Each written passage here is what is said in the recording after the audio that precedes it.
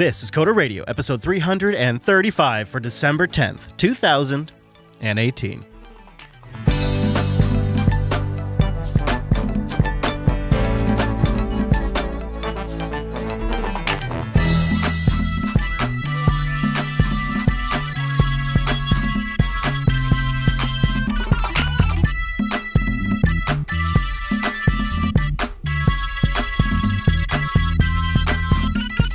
Hi, everyone, and welcome to Coda Radio, Jupiter Broadcasting's weekly talk show, taking a pragmatic look at the art and the business of software development and its related technologies. This is our 335th episode. I am back in the beautiful Pacific Northwest, and I am joined every single week by my co-host, the one, the only, the dodging the illness, Mr. Dominic. Hello, Mike! Damn it, Captain, I'm a JavaScript programmer, not a software developer. Oh, burn! Nice, coming in strong this week. I like it. Get everybody fired up. How are you doing? You good? Have you avoided any, travel plagues or kid plagues? Because when you got kids and a lot of travel, it's like you're Neo in the Matrix dodging bullets right now. So, the kid canceled my trip to Denver, but I really think this is a conspiracy, actually. I think my wife is trying to keep us apart. You know, I think it's what it is, because I was planning to wine and dine you while you were in Denver, you know? I was going to take you out, feed you good, and drag you back to your hotel room. Wait, what now? I mean, for fun, nothing. Anyways, let's restart. So, how you doing? You good? You sick? We'll just cut all that. We'll just delete all of that. I'm sure we will. Yeah. I'm a little under the weather. My son is okay. But, of course, he is not traveling to the family event with the missus, and therefore I got childcare. And you know how childcare can be. They canceled. Yeah. Yeah, and because I'm living in a swamp, I have no one to call but the friendly neighborhood alligator. So, yeah, I will be staying home while you get to drink Linux and open source beers off of the stomach of, I can only imagine, Carl Rochelle from 76. Yeah, or I'm going to glitter the town pink with Emma.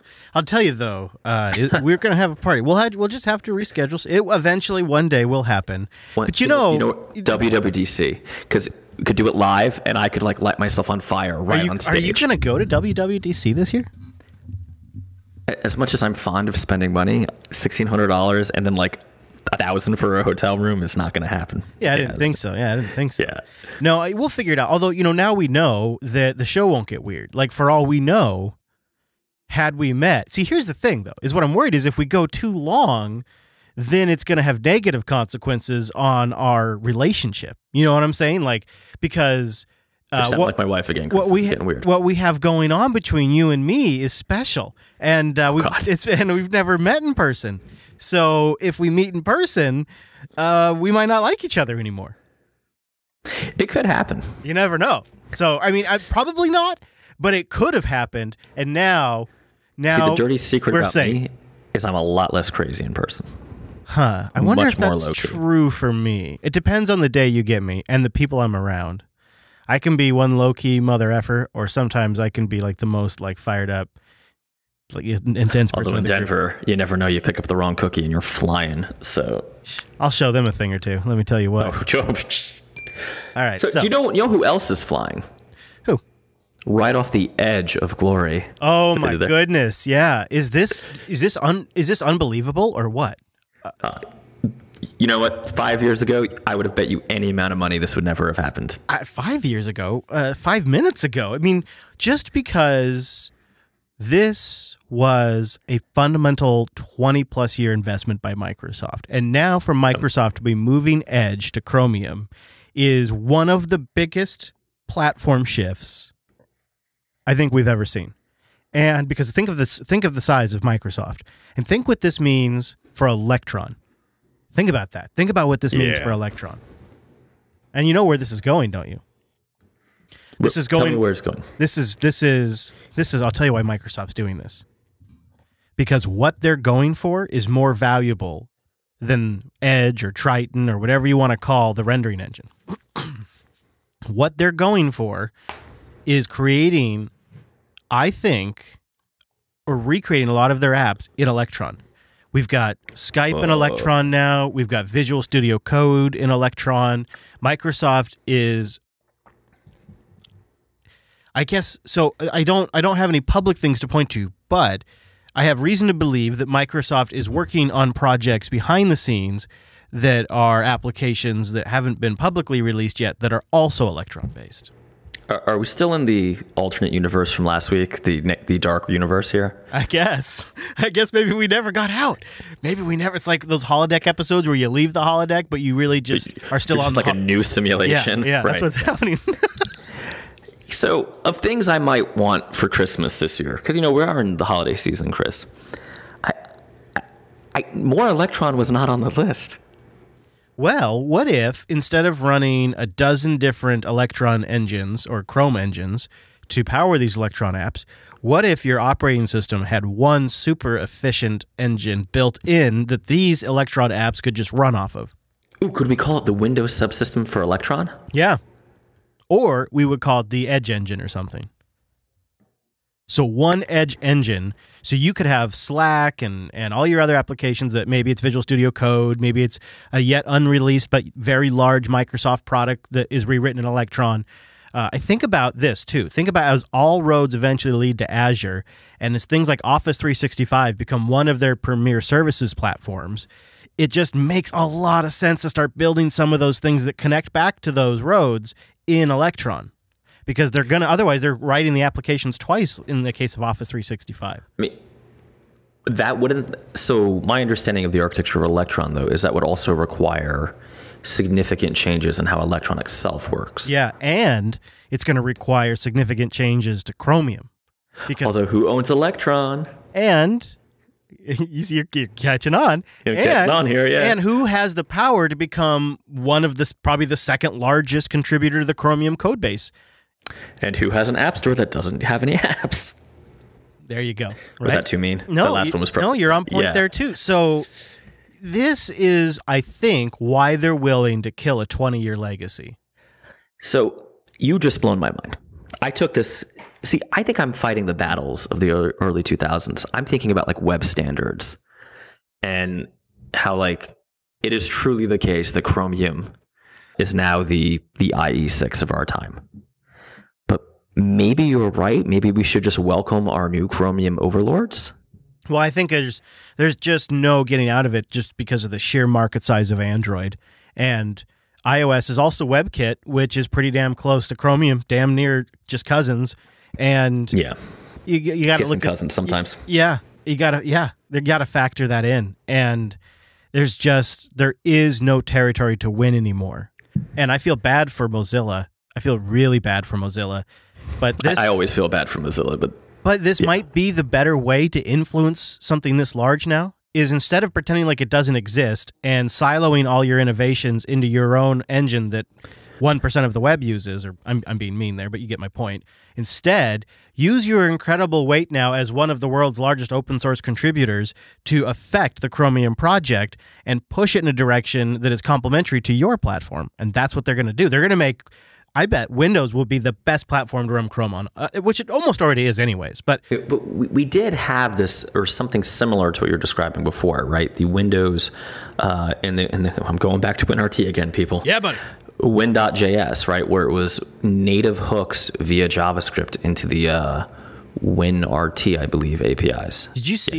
Yeah, I agree. And ARM is part of this. ARM is definitely part of this. They have already been contributing upstream to the Chromium project specifically to improve it on future to-be-released ARM devices. How is this not just like IE6 2.0, though? Well, at least it's an open source project. I mean, it doesn't sound as horrible as I thought it was going to be, but, like, you still have... I'm trying to think. I'm trying to play this out. Like, okay, you're an app developer. You want to run a desktop app. Yeah, I guess it works. I mean, the only thing that's going to happen is on Linux and Mac, but particularly Mac, your app is going to be like 100 times shittier than it is on Windows. Because my assumption is, well, that's interesting, though. Is Microsoft going to embrace and modify Electron? I didn't say extend. See, there's so many things they could do, right? They could, yeah. So we're getting way too off the rails, but they could make it like. No, I don't think we're off the rails at all. I think if you look at why they bought GitHub, I think Electron was part of that. Well, I could see Electron. I think somebody in the chat like minutes ago said something about Electron being like a new .NET. I would say less .NET, but like a new UWP targeting platform where maybe you can target with the .NET languages, right? Where like you can target Electron as your platform and write using C# perhaps, or maybe you can't. But things get weird if you make Electron a OS level available framework. No, you're not making Electron. I don't think so. I think it's a Chrome runtime that is system level. So it's going to be an Electron-like thing that gets okay. So I think Electron gets updated to recognize when it's running on Windows instead of running its own rendering instance. It uses the built-in system rendering. Oh, so it's like ActiveX. Kinda, yeah. You know what? They're going to bake it into the OS like they baked IE in. Is what they're going to do. So it's going to be this weird situation where, for instance, like a giant Electron app that I use is VS Code, right? And I use it on Linux, Mac, and Windows in that order, because in Windows I tend to be in proper Visual Studio. But theoretically, VS Code in the world you just laid out would perform astronomically better on Win 10 than all of these apps that are being built out there would. And the word on the street is there's other application vendors creating applications in Electron, Adobe, that we haven't seen yet either. And there's going to be larger and larger incentives to have a first-class Electron platform. I don't know if I believe it. This is just what people tell me, and I ingest, think about it, and relay it, really. I don't know if I believe it's going to happen, but I could definitely see that's what Microsoft's getting ready to do. And then they can keep pushing multi-platform applications. I mean, there's a lot of benefits to them. Keep pushing Visual Studio, right? Because I could, especially if it's Electron, because you could just have like a wizard you run through in Visual Studio proper that like builds it into an IPA or a then let's DMG. Just say, a new kind of like light version of Photoshop, like the rebuild of Photoshop one day, launches, and it's an Electron application. Well, guess where you're going to have the best Photoshop performance? On a Windows desktop. So that's a great selling reason for their hardware partners like Dell to say, come buy a first-class Photoshop system with our, Dell whatever tower. So it just could be a huge investment in the future for them. Jeez, it's just such a savage move. It's savage, Savage, isn't it? We haven't covered all of it, but they've done a lot with this GitHub acquisition that has been, and then the speed of it has just been really like fast. Yeah. It's like what surprises me the most is the shit sandwich they had to eat as a team to decide to do this. Like the conversation that has to start internally to say, hey, that thing that is maybe one of the most associated things with our brand, and that we were almost destroyed by the federal government and shattered into many different pieces over. Like, if people have been through that, the magnitude of what has happened is mind-bending. Microsoft was almost destroyed as a corporation over this web browser that they have now just decided, job done. We'll ship that stuff. It's astronomical that they as a company had the capacity for that level of self-analysis, that humble attitude towards their own product from a detached perspective, and they must have had a come to Jesus moment about the market reality, and just decided this is the next step that we have to take. And that's why I say it's savage. It's cutthroat. It's ruthless. It's impressive. Yeah, it's impressive. And that's not all they're doing. No. I mean, I think they're going to just wrap it up there. No? Yeah? No, Visual Studio 2019 turning some heads. Has some interesting stuff. They're pushing the live share, which is their collaborative coding thing again. Yeah. I'm going to skip over that for now because I haven't tried it. It's one of those things, though, if you're working in a remote team like I am, that might be what you want. Mm-hmm. Probably a little bandwidth dependent. Yeah, it's probably not much worse than Google Docs. It's probably like, a text stream. An channel. See, I've never used it. That I have to admit. The one that really turned my head. Well, actually, I'm jumping ahead, Chris. An image button class in Xamarin Forms. Oh yeah. It's only taken like 5 years. Yeah. Yeah. So for those who haven't done Xamarin Forms, the idea of having a button that is an image, which is simple on both Android and iOS, was stupidly hard in Xamarin Forms. You had to usually import like third-party stuff. There was like a Xamarin Essentials pack. Way back in the day, there was something called Xamarin Labs that you had to import, and it was kind of janky and bad. This is, for me, the most important announcement of Microsoft Connect, because it took 5 years to get an image button. Oh, I thought you meant the release of the new Visual Studio preview. No, I just want my image button. I thought you were going to talk about the Azure integration with this one. It is very strong. It's like one click up. Now you're working with Azure Storage. Yep. You're log in done. with your Microsoft account. Okay, you're good to go. How about the AI IntelliSense? Did you see that? I did. I am reserving judgment. It sounds very trendy. But the demo looked good, man. Yeah, I mean, of course it's a demo, so Microsoft knows to be careful though with IntelliSense. Like IntelliSense is one of their things they're well known for, and I think if they're going to roll out a new version of IntelliSense and slap AI on there, they're going to be. I would bet it's in good shape. But I do wonder though. My understanding is it's Azure powered. So is it like constantly phoning home, Azure powered. Or is it like, is there some local capabilities there? That wasn't, I don't know if you saw, that wasn't super clear to me in the demo. No, yeah, it's not clear. Yeah. I haven't seen it. I didn't see it in the blog. That's where I was reading about it. It was on their blog. But, you know, you could see if there was a way to anonymize that stuff. Like people are often correcting IntelliSense. I'm sure they are. Right. Yeah. And then if you could pull metrics on how many times people are trying to fix something that IntelliSense gets wrong, and then you could adjust it. Now, the question is, are they just storing that? And then how do they refresh it? Your local, I really, you know what? After the show, I'll try to look into that because that is fascinating the more I think about it. The other thing I was trying to figure out, is this something where works best in Visual Studio proper? What about Visual Studio Mac? Yeah, well, this is for Visual Studio 2019 proper. This is not... Right, I think all of these things we've been discussing, except for my image button, which is on everything because it's amazing, sorry,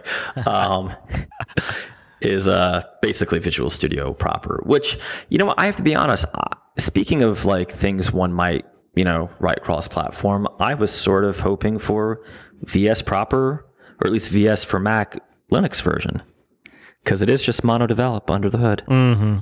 Yeah, that's galled me for a little bit. Yeah, like why not just, you know, oh, and by the way, Xamarin now works with GTK Sharp, has for a while. Come on. I was just do it. I was going to mention too, just before we go too far off of the IntelliSense code, that new AI assisted IntelliSense code capability is available as an extension to Visual Studio Code, the current version 2017. So you could. Damn. Yeah, I think, or at least I didn't see no. It's Visual. No, I'm wrong. It's Visual Studio 2017. So if you're on Visual Studio 2017, right, Visual Studio proper 20. Right, you could install this new AI assisted. I wish they didn't call all three of these products the same name. That's why I got it mixed up. Yeah. Yeah. So we find ourselves covering Microsoft a lot in this show now. What the what's up with that? You know, I was just looking over the year in total because we're gonna do like a year wrap up. End of year. Yeah. Yeah. Mm-hmm. For like Linux Action News and for Linux Unplugged for the news cycle. And you look at Microsoft, and there's so many things they've done this year, but just a couple of the big ones that are pretty noteworthy is they joined that Open Innovation Network and, you know, that Linux definition and said, okay, no more patent suits over that stuff in this Linux definition. That was pretty big. Of course, we know about their continued releases in .NET Core and PowerShell Core and all of that stuff. But also the GitHub acquisition was in June. That was back in June. They announced the GitHub acquisition. That was a huge fundamental move. Huge deal. And there's been other things. There has been significant improvements to the subsystem for Linux this year. There have been multiple distros that entered the Windows Store this year, including one that's actually $20. It's actually for pay. Sphere OS, which is going to be a big deal next year. The Sphere OS, which the devices, they not only did they announce them, but they actually shipped when they said they would ship, and they run Linux. And this year, Microsoft announced that Azure runs more than half Linux, and that sometimes it's well into the high 60%, almost 70% systems are running Linux on Azure. That is just the highlights. That's not even getting down to the nitty-gritty releases and individual project things and stuff like that, like their contributions to Chromium and the kernel. Like, it's unbelievable. When I go through that list, I was just looking at that going, holy shit, Microsoft. Like, what the hell? Savage. Is that the word of the day? I don't know. Probably. I probably shouldn't say it. It's probably, I don't know. I should be careful of those kinds of things. But I just look at that and I go, they are really on fire. They've gotten into a gear, and you look at the moves they've made. Like that GitHub acquisition's just so on point. Like that was such a good move for them. And now this move to the Chromium base, again, just the whole thing is surprising. What's weird is like GitHub has been made better, in my opinion, so far with this Microsoft acquisition. Any specifics or just a feeling? Yeah, I do have a couple specifics. Some of the continuous integration stuff for the what they used to call the Mobile App Dev Center, which was a terrible name, and I think now they called Microsoft Development something, and now I think they just call like Azure Apps. The naming thing has not gotten better, but basically it's the continuous integration service for Xamarin, iOS native, and Android native, and like Cordova apps, so mobile apps. Huh. Microsoft App Center, I think, is the right name now, maybe. And that's like a pretty quick process. And if you're using GitHub, it's very easy just to link your GitHub repo and without having to write a bunch of scripts, trigger everything when you want it to. That's which I wonder, and also like deployments to Azure, even if you're not a Visual Studio developer. Of course. Right out of GitHub, baby. Yes, of course. Of course. Not a problem. You know what I would say too is I'd ask the audience, coder.show/contact, what does Microsoft need to do now in 2019 to close the gap, to convince you if you're not convinced yet, or what is still the big outstanding thing that we're not talking about? Like, there's like the elephant in the room, for example, some of their core desktop applications not available for desktop Linux, probably never would be. But there's a ton of legacy. Yeah, but what could they do to close that gap? If you still haven't been convinced, coder.show/contact, let us know. But we want to take a moment and chat with Peter Kretzman, who's coming on to talk about the #NoEstimates movement, which Mike and I have both been on part of at one time and now have learned, but we'll save that for a moment. Peter's coming on to talk about no estimates, and this is a man who has thought a lot about it. He's from the Seattle area, and he took a moment while traveling to join us today. Peter, welcome to Coder Radio.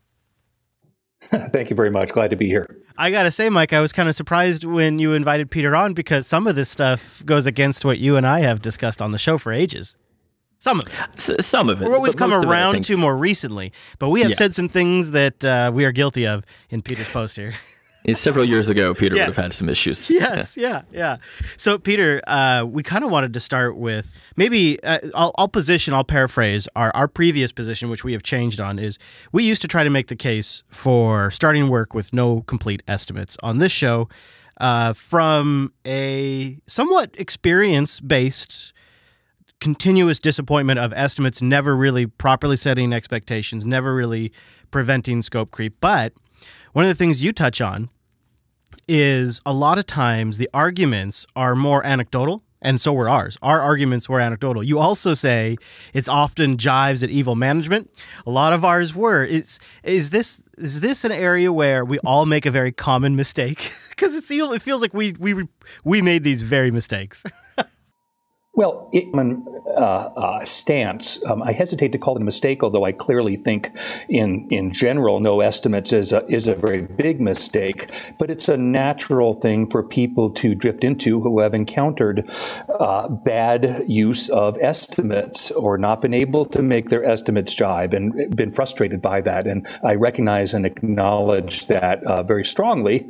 That said, I still think that there are reasons why people need to talk about why estimates are useful and how we can help actually make them more useful. One of the things I did want to say, because you mentioned anecdotes, my take on this is that almost every stance we have regarding software development essentially on anecdotes. We've seen what we've done, and it's very difficult to have certainly parallel studies that explore two different ways of going about the identical task because you can't step in the same river twice. So, that said, I still think that there are arguments and logic that need to prevail as people grapple with these ideas and different stances. I think I completely see where you're at now, and now with a bit of more experience behind us, and part of it was learning to do it right. And you said something there that I'd like to pick your brain more about: doing these estimates better, doing them right. What are some tips you have for that?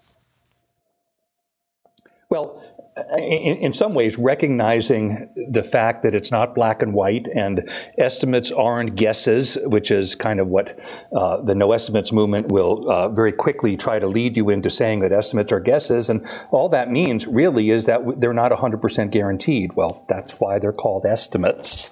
And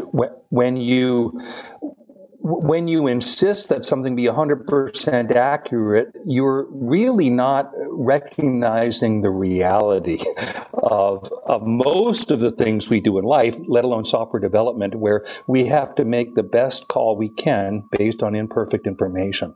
And do it with the mindset of, how can we make this useful? How can we make it so that it is helpful to us and not harmful to us?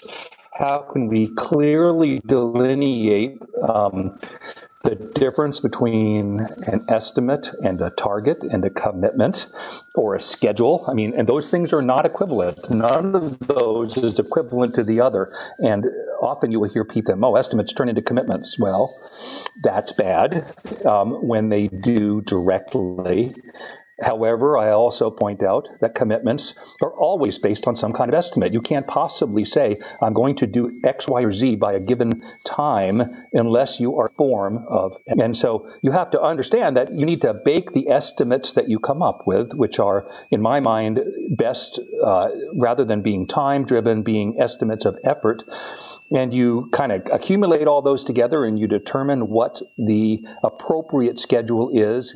Yeah, that makes a lot of sense. And now with some experience, I totally follow what you're saying, Peter. But I noticed something you said there that I'd like to expand on a little bit. You suggested there could be ways to improve estimates, do them a little bit better so that way they're not being called guesses, essentially. What is your advice or thoughts around improving estimates?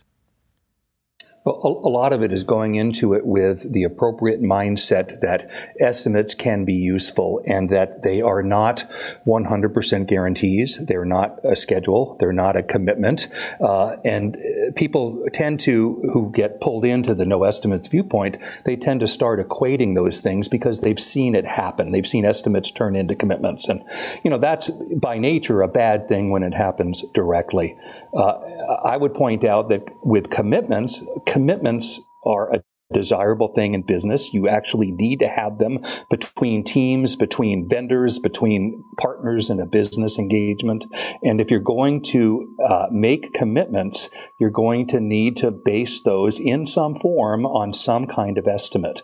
And so, yes, the fact that commitments are based on estimates should be a given, and that you have to do the best you can to come up with the best information and modify as appropriate, but understand that you don't make commitments without estimates of some form, and they don't turn directly into that schedule. You compose the schedule after coming up with the estimates, and you allot a bunch of buffer, and you figure out what the appropriate mix is of the things you have to do, and you figure if you're on board with the scope overall or whether you need to reduce it. And you commit, in essence, not just to what you're going to produce, but you commit to reevaluating that constantly at every juncture to see if you're on track, and you do risk mitigation. If you're not going to be on track, what is your approach? What's your plan B? What are you going to drop? What are you going to maybe extend in time frame? There's no one single answer, but it's sort of a maturity outlook in my mind. That sounds offensive, but it is a kind of maturity that you need to adopt. So one interesting thing I've seen, Peter, you and I got hooked up because I was asking on Twitter some of the no estimates folks to explain to me how that worked. And as someone who runs a consulting shop, it was pretty quick to find out that many, and not to put words in their mouth, we should one day have some of them on. Many of them are thinking of internal development, not necessarily where you're an outside consultant or indeed running a dev shop. And just the idea, the reason I was originally asking of saying, we don't have an estimate is insane, right? I can't bid on an RFP without an estimate, right? But I do have some sympathy to the case of, it sounds like there has to be, I'll use your word, maturity on both sides, right? You can't have the end customer, or let's just say the client, kind of say, oh, well, I thought that should have been included, right? Do you get what I'm saying? You need to be in how would this work in, let's say, a fixed bid world? Well, I'm not the one to talk to that, right? Because I don't think it does work in a fixed bid world. Neither do I. So that's perfect. To recognize. So, but let me address what you said about internal, because most of what I do these days is actually, it's probably 70-30 or more in terms of internal development, internal systems, companies that are putting major internal software endeavors together, major modifications to some kind of internal platform, et cetera. And there, the notion of internal commitment is just as important. You have a relatively large company you have a marketing department, you have a sales department, you have a customer care department, and they are all depending on, a particular schedule being met. And if it's not going to be met, there are going to be, repercussions down the line of people needing to adjust other things, failing to meet other commitments on the part of the company, lack of confidence by the end customers in the company's product overall, and so on. So I don't see it as a dichotomy between internal, external. I think that estimates need to be a factor in both. In almost, not every, but in almost situation, estimates are present, whether they are spoken directly or not, whether sometimes they're kind of under the surface.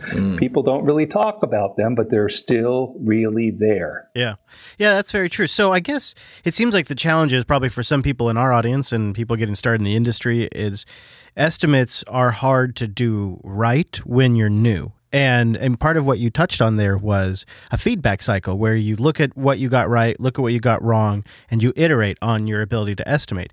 But when you're brand new, you don't really have much to draw on. And it seems like it's particularly tricky at that early stage. What are your thoughts about that? Oh, yeah. Well, I mean, the common view that's expressed about estimates is that it's just somebody kind of stopped in the hallway saying, oh, Joe, how long is this going to take? And Joe says, 3 weeks. And, the next thing Joe's manager is going, Joe, you said it would be 3 weeks and here we are and you're not done yet. And, that's the sort of the nightmare scenario. That's not the way that one does estimates. Ideally, you don't do it with a hallway conversation. You don't do it with a one-off flip judgment. You do it with some kind of process that people essentially collaborate on, where you go back and forth on what the necessary requirements are going to be, what the implications are of the scope, what things are hard, what things are easy, what the time frame really needs to be, and you bake all that into a reasonable schedule, and you have some rigor to the process. That's and by the way, you use data where appropriate. You use data on throughput of the team and likely past efforts along these lines and how well they've done in terms of throughput. And you don't say, well, we'll do this one in a month where the last one took us 6 months. Or if you do, you have a really darn good reason for that kind of optimism, which is almost always misplaced.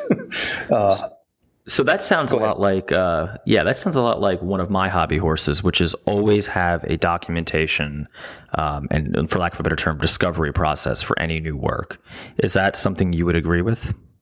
In terms of, yeah, absolutely. I mean, there should never be, just sort of from some, undefined process where suddenly everybody decides we're going to be done by the end of March. Well, you want to see what the assumptions were behind that. You want to be able to point out when those assumptions go awry, when it's January or February, and you want to be able to re-estimate as appropriate when that kind of thing happens. Unless you have things written down, if you're just going by gut and you're just going by today we're just going to work on what seems like the most important thing, that doesn't happen. It just gets lost in the ozone. And what turns out is that it's a disservice to the development team, because basically there's no defense against somebody saying, oh, we're going to say you'll be done by March 31st. And without some kind of process that has examined what that really means and what the assumptions are behind that and collaborative understanding and buy-in to that date, it's meaningless and there's no defense against it. Estimates are one of development's best defense against target dates being set from on high with no facts behind them. Oh, sure, such as a trade show, or there's lots of examples of that. Yeah. Yeah, or even not, right? I mean, often, and this is what people say, oh, trade show, I understand trade show deadlines. I understand the Christmas holiday season, sure, but every other deadline is arbitrary. Well, actually, no, it isn't. Arbitrary kind of means chosen at random, and they're usually not chosen at random. They're usually chosen with an idea of, okay, we're going to set this line in the sand so that we can do some meaningful coordination of efforts here, and we can plan for further work downstream. And so deadlines do matter, even if they don't have a looming absolute trade show deadline behind them. So what would you say to the developer who's, fairly frustrated, let's say on Reddit, on Twitter, screaming hashtag no estimates from the rooftops because, I don't know, they've just been burned, right? They just got a tongue lashing from their manager and they can't take it anymore. What would you say to him or her? What's, I guess, the first step? Well, try to understand what is driving the need for estimates rather than simply say they're arbitrary, they're useless, they don't do me any good whatsoever. Try to understand the bigger picture. And that often, understanding the bigger picture is something that, the more we emerge into adulthood, the more we acquire that, right? In terms of, I have a 7-year-old at home and a lot of working with him is, getting to understand what things are, sort of out of his control or what's the bigger picture on why he can or can't do something. And, not to equate developers with 7-year-olds by any means, but it is the same kind. It is the same kind of thing in the sense of we have to recognize, that reasons for things that are outside of an individual's particular span of view. And that's often what developers, and I speak from experience here. I grew up through the ranks, and I was, along the same lines when I was in my 20s as a young developer, of not understanding the bigger picture behind what the company was trying to achieve, what the larger aspects were, some of the gating factors, et cetera. Right. So we all want to be respectful of your time, of course. What tools could a, let's say, relatively junior to intermediate developer use to kind of get better at, I hate to use this, but like the craft of estimating? Well, I mean, the first thing is to really read up on, and it isn't like this hasn't been covered. And so the book that I always recommend, and I'm just a huge fan of this individual in general, but particularly of this book, is Steve McConnell's Software Estimation, the Black Art, I think he calls it. And he does that with a little bit of humor behind it because, there's no absolute, recipe type of thing of how you do estimates, but there are a lot of factors entailed. And he goes carefully through why estimates are asked for, what uses they serve, what's the best way to go about them so that you mitigate some of the anchoring effect, for example, or the hippo opinion that just declares it, and offers, better than I can summarize here, a whole bunch of strategies for dealing with those from every aspect, from the developer aspect, from the middle manager aspect, and so on. And a lot of it is just cross-education. And that just doesn't mean education of the developer. It often means education of the manager. Like, what is driving this? I need to understand this. I need to understand what's going to happen to this estimate, and exactly why you need it. All of those are fair questions to ask in a non-combative way, in the spirit of looking for the collaboration that needs to occur. Yeah, and it seems like that could lead to actual success on all sides, because then you have understanding and expectations are set correctly for what the estimate is and what it's trying to accomplish and why everybody wants it. Peter, I can tell you've thought a lot about this, and I want to suggest people check out your website, peterkretzman.com. We will have a link in the show notes. Are you a Seattle native, Peter? No, not native, although I think of myself now as one. I've lived here for 30 years. Oh, I think that counts. That counts. That's pretty native. Well, to me. that's pretty great. I'm just about 40 minutes up I-5. That's where we have our studio at. Oh, so, got it. Yeah, Peter, it was great chatting with you. I'm going to follow you on Twitter. Keep tabs on what's going on. Maybe we can chat again in the future. I think this has been super informative, and I really appreciate you taking the time. I'm always interested in dialogue. People can reach me on Twitter at Peter Kretzman. And it's really interesting to me to engage on these ideas when people can do it with kind of a calm attitude, avoid the name calling that seems to enter into the dialogue way too often, and just throw around the different ideas and approaches. Yeah, absolutely. Absolutely. And Peter mentioned a book, but he's got a whole bunch of other recommendations on his website. Again, that was peterkratzman.com, and he's got a recommended reading link on there if you want to grab some other books. Peter, thanks again. I appreciate it. Thank you, Peter. That's going to give me a lot to think about. So thanks again to Peter for joining us. Before we get out of here this week, though, I wanted to mention Linux Fest Northwest. I'm trying to get it out there early before we're even close to it. Well, close-ish. So maybe you'll consider coming out and seeing us. It's not only going to be a huge one for Jupiter Broadcasting. It's been a big year for us, and we've got a bigger team than we've ever had, and we have big plans. There's talk about maybe even getting a dedicated room and holding talks all day from some of our hosts and other people associated with Linux Academy, and just sort of having like a Jupiter Broadcasting room if we can get all our crap together. But at the minimum, we're going to have a live booth with swag. We'll be having a after party with barbecue. I'll have Lady Jupes parked out in the parking lot. I'll be cooking up food for everybody.